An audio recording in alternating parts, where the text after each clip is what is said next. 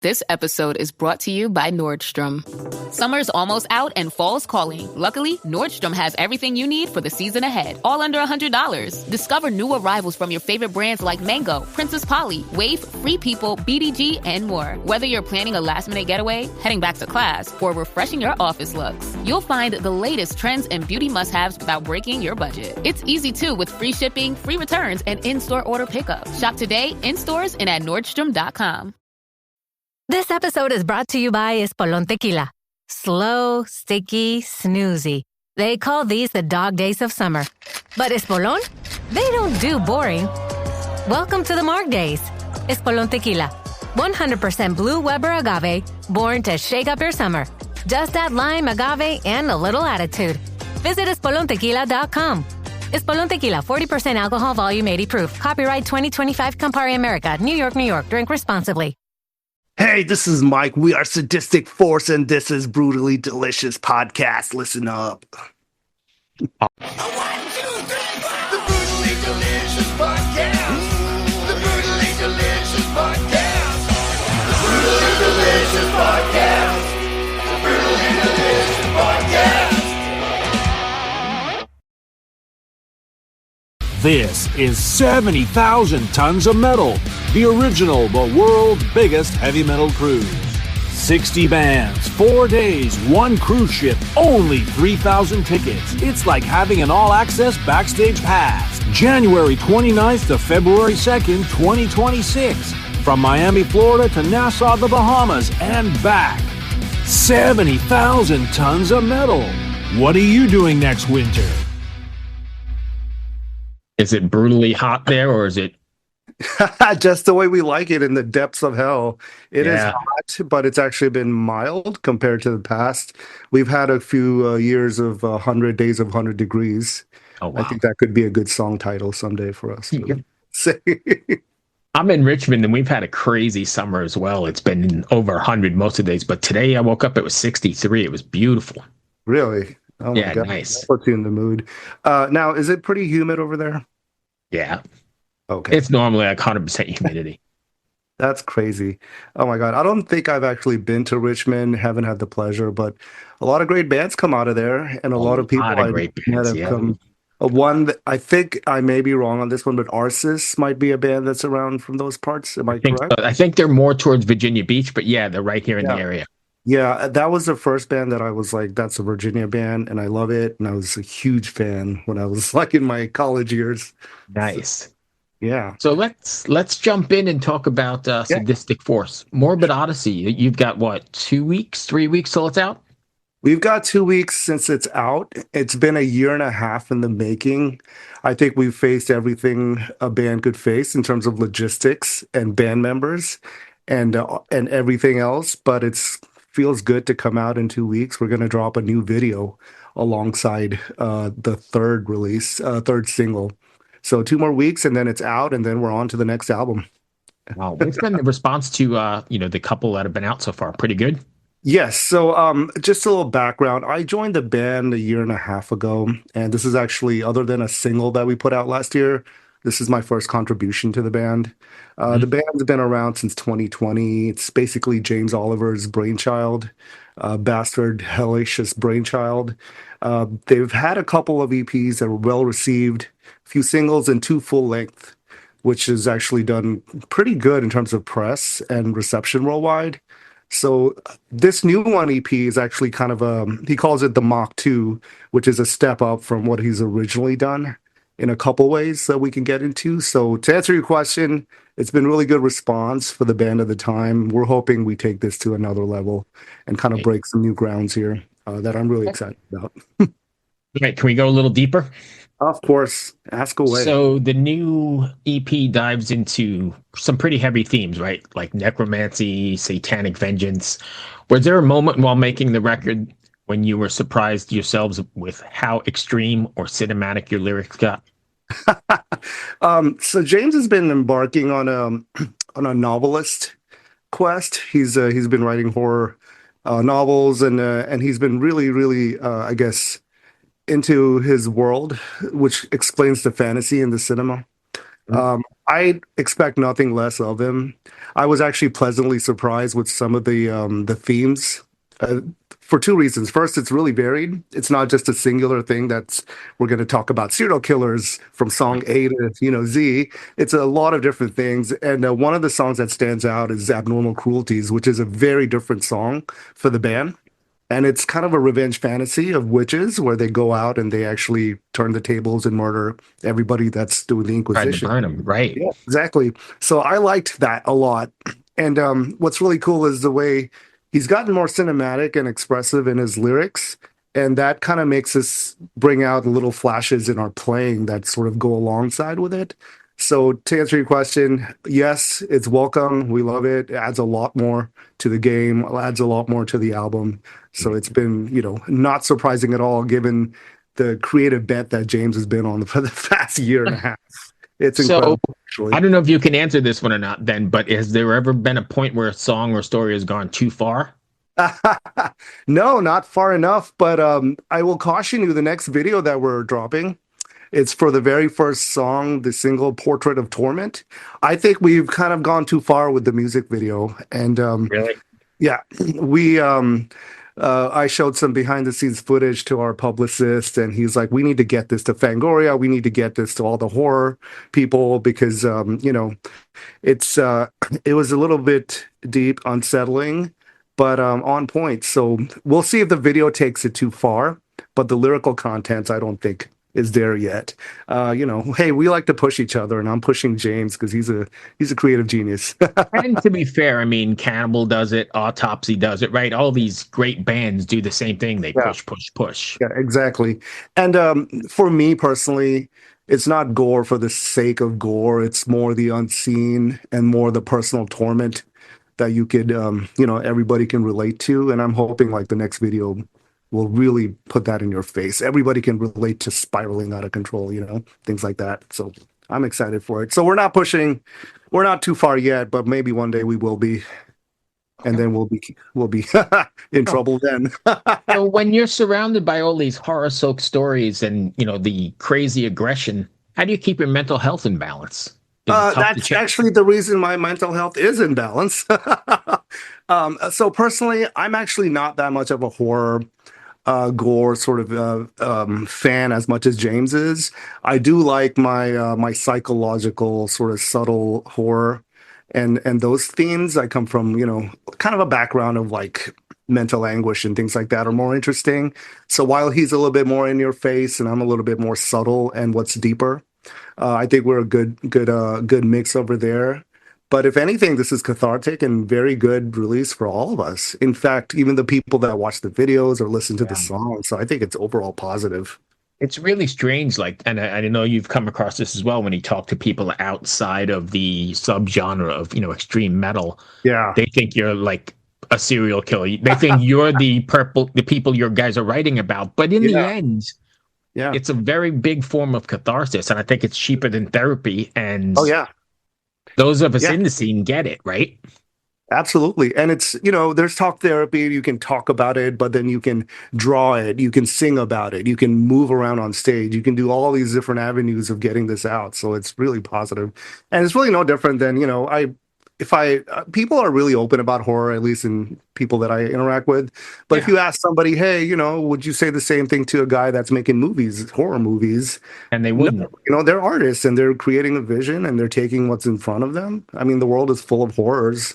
So what we're doing is actually the healthiest thing possible, I would say. Okay. Yeah. So if Morbid Odyssey were a cult horror film from the 70s, what would it be? I think that's a good question for James. Unfortunately, I don't think I could delve too deep into that. I think I will give you a little nugget though. There's a story about I think a cartel sort of let's call him like a lieutenant, and and this is a true story from the 70s, and he would abduct and torture and murder Americans and people that would come through. And he did that as a favor to the cartel bosses so that he could, conjure up good spirits and he could conjure up good luck for them. So that's sort of the dominant theme. And there were some descriptions of him actually smoking the remains of his victims and things like that. So I don't know if a movie has been made about that yet. but it should be. But I'll tell James to get with you on that one. Because hey, being on tour with James, I've heard a lot more stories than I probably should have. But hey, Oh he's yeah. got something in common with Wine Mom, so good for him. I know you just mentioned being on tour. You guys taking this out on the road? Yes, we are trying to, we're confirming some dates. We'll be hopefully 2, 3 weeks on the road at the end of the year with another prominent sort of black and speed metal band that's from the Midwest. I don't think I'm at liberty to disclose yet. It's fine. But other than that, we've got, pockets of weekend shows booked around Texas and the region. It's a really thriving scene between Dallas, Austin, San Antonio. There's a lot of great bands, so we're just keeping it going and meeting new people and just murdering new crowds everywhere we go. I've been to I saw King's X at Trees, I think it's called. Is Yeah. Trees still there? I think Trees is still there. It may have a different name. Like down in Deep I've seen Ellum or King's something, X. right? Or Ellum Yeah, or absolutely. In fact, we're headed to Dallas in a month to play my first show in Dallas, actually, with the band. So I'm really excited. And we've hooked up with some really great booking people, Blind Dog, who are very, very active in booking great Dallas bands and shows in Dallas. So I'm looking forward to that. By the way, King's X, I grew up watching them since I was basically been in Texas for 20 plus years. And Doug's bass amp, which is like a very custom built sort of, you cannot find it anywhere. I was able to find it in the wild, and that's actually my go-to Sadistic Force amp. So That's funny. that's the tone, and that's everything. That's my What a bass tone. criminally underrated band. Yeah, Holy absolutely. shit. So anytime anybody brings up King's X, I have to tell them that I stole Doug's thunder for That's Sadistic. great. He's been on the show a bunch of times, and I've been Oh, a really? fan. I've been a fan since the Oh, man. mid '80s or something. Yeah, I would love to fucking meet him and just tell him all about it. Hey, man, I stole your amp. I stole your sound for a completely different beast, and I hope you're okay with that. Yeah, he's a super nice guy.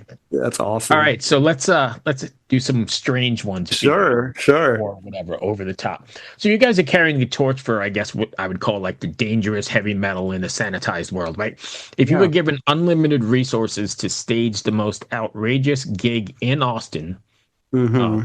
what rules would you break, and what over the top stunts would define your performance? What rules would I break? Short answer, all of them.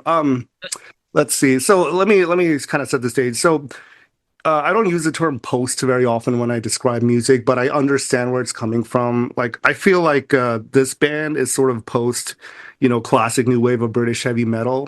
We've taken like that grid of Judas Priest and Motorhead. We've added extreme metal, but it's still rock and roll. So the only way I could describe having a fucking over the top show would be a back alley where we set up on top of trash cans, have a PA, full lighting system. Nobody's cleaning up the alley. We've got stuff burning. We got all the bombs. We got the syringes. And I just want 150 kids killing each other with no supervision. That's kind of how I envision the brutality and the chaos and the violence of our shows. Of course, we do want the parents to come and pick up their kids after, so there's no incident. So it would have to be back alley, trash cans, burning trash, just on top of sanitation, and just wild. I love the whole rock and roll, the whole danger aspect of it. In fact, all the music that I listen to, it's got to be dangerous. Otherwise, it just doesn't speak to me. So, for instance, I'll give you an example. Hanoi Rocks is not a metal band, but I find them very dangerous, very sexy. It's yeah. one of my favorite bands. I'm actually a huge Thin Lizzy fan, if you can tell. Yes. So my background is more rock and roll. So it's not so much extreme music and loud and fast as it is like the earnest.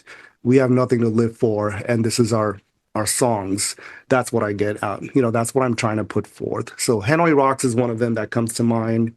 I think they were just so punk rock and so rock and roll at the same time, and they were just pushing everything. So that's kind of an example I would float out for there. And this may be a little cliche, but I do love Guns N' Roses. Some of that early stuff was very, we don't care. It's a little bit more packaged and a major label, but that's For sneering. me, I don't know if you're going to agree with me, but I would throw the Faster Pussycats in there too. Oh yeah, absolutely. I mean, the last time I saw Faster Pussycat, oh no, I'll take this back. A couple years ago, I think the bass player just fell face first into the drums, wasted. Yes, I saw. Well, you were at the show. Yeah, I Oh, was. I've seen the video. Yeah. Yeah, I was at the show, and that was probably the first or second time I saw Faster Pussycat, and I was like, I'm hooked. This is rock and roll. Yeah. Rehearse that, you know. I mean, danger and authenticity. That's the two of it, and if I can convey that in Sadistic Force shows, and if the rest of the band can convey that, then we think we won. We won the night, basically. Going back to your alley show we were just talking about, I was just thinking, one of the beauties about being in this community is everybody's in that needle-filled alley moshing but Yeah, they're picking each other up and yeah, everybody is taking care of each other. No one's going home exactly. with needle sticking in their arms. And I don't think you see that anywhere else except in this weird No, subgenre no. of community that we have. No, and that's kind of the reason why I love it. I love the underground is the community. My goal is to connect people and connect with people, and rock and roll is the best way to do that. And I'm talking underground rock and roll because it's authentic, it's real.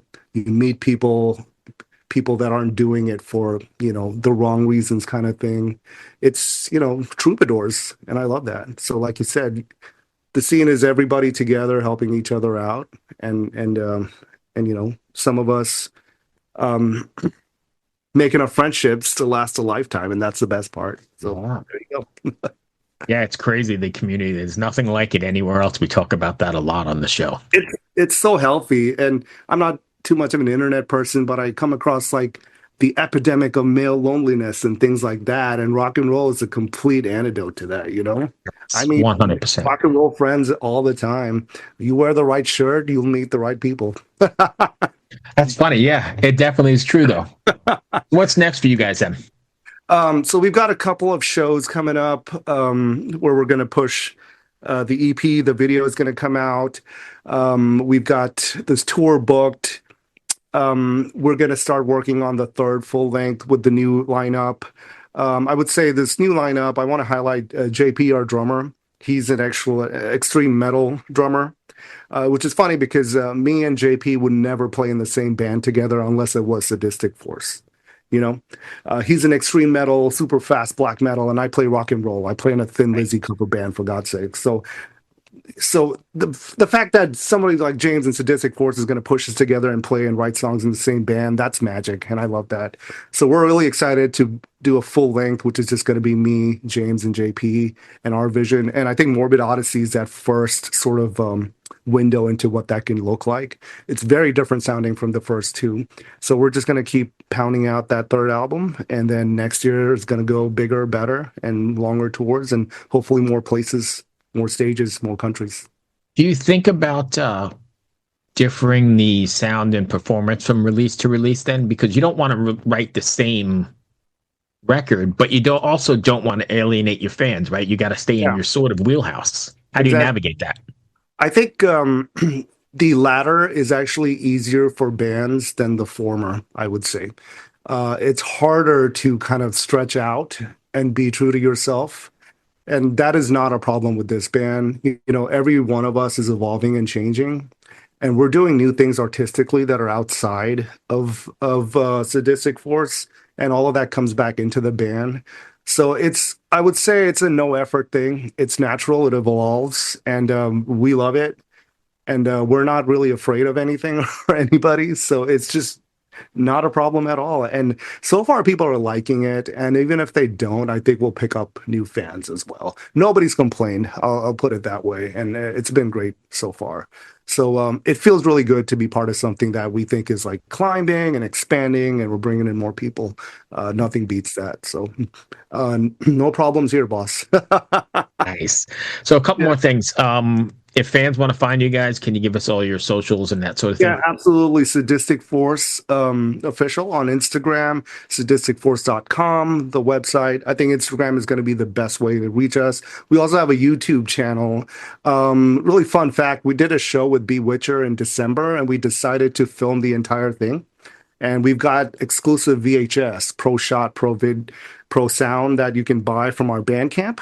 We're going to put that eventually on YouTube one day, but it's just great to have like a VHS, of Sure. your own show out there. So Bandcamp, I think you type in Sadistic Force, it'll give you the link tree, but Sadistic Force official Instagram is the best place to go. So, quick story. I think the last bass player was scheduled to do an interview with you, but he might have bailed on you. I think we were laughing about it today. So, hopefully. Is this another day, or this is was? No, I think a couple of years ago, the old bass player of Sadistic Force was scheduled to do an interview. And I don't Maybe. think it showed. And I think you sent an email, and it's funny because our publicist mentioned that today, and James brought that up, and he was like, well, let's make sure we don't have a repeat of that. So I was like, you got it, bro. I appreciate you. Yeah. Thank you so much for everything, and I'll send that email over by the end of the day. All right. Thank you. Take care. You well, my friend. Cheers. Cheers.